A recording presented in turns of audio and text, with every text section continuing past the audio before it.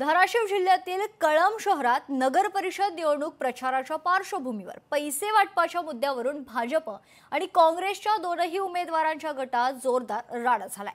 हाणामारीपर्यंत मामला गेल्याने परिसरात तणावाचं वातावरण निर्माण झालंय।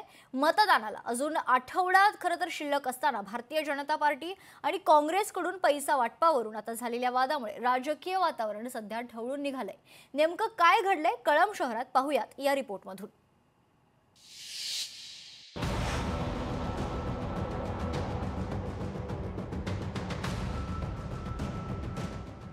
भाजप आणि काँग्रेसमध्ये हाणामारी, कळंबमध्ये पैसे वाटपावरून राडा, भाजप आणि काँग्रेसचे कार्यकर्ते एकमेकात भिडले।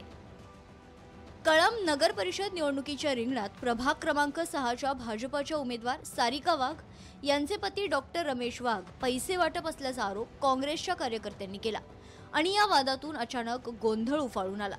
झालेल्या धक्काबुक्की दरम्यान काँग्रेसचे उमेदवार पांडुरंग कुंभार आणि त्यांचा मुलगा राहुल कुंभार यांनी डॉक्टर वाघ यांना मारहाण केल्याचा आरोप होतोय।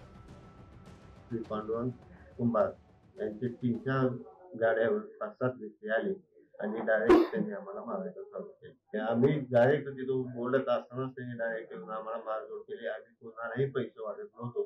त्या व्यक्तीने फक्त त्यांची काही कंप्लेंट आहे ती फक्त ऐकून घेण्यासाठी बोलवलेलं होतं। आम्ही कुणालाही मारझोड केली नाही। उलट त्यांनीच आम्हाला मारझोड करून त्यांच्या गाडीवर बसून मला इथं पोलीस स्टेशनला आणलेलं आहे।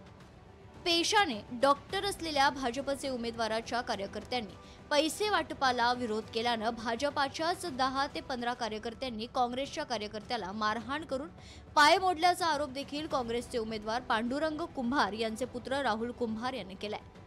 पैसे वाटप होते, मी त्यांना विचारलं तुम्ही पैसे वाटप करू नका, लोकशाही पद्धतीने काय ते मतदारांना तुम्ही प्रेरित करा। त्यांनी माझ्यावर डायरेक्ट हल्ला केला। कशाने हल्ला झाला?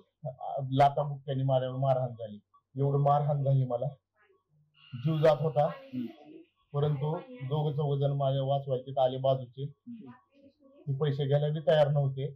बळजबरीने डॉक्टर वाघ आणि हर्षद आंबोरे त्यांना पैसे देत होता।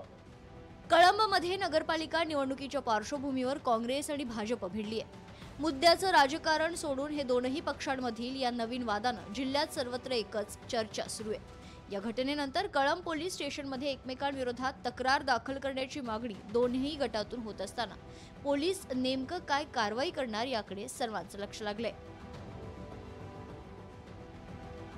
काकासाहेब कांबळे, लोकशाही मराठी, धाराशिव।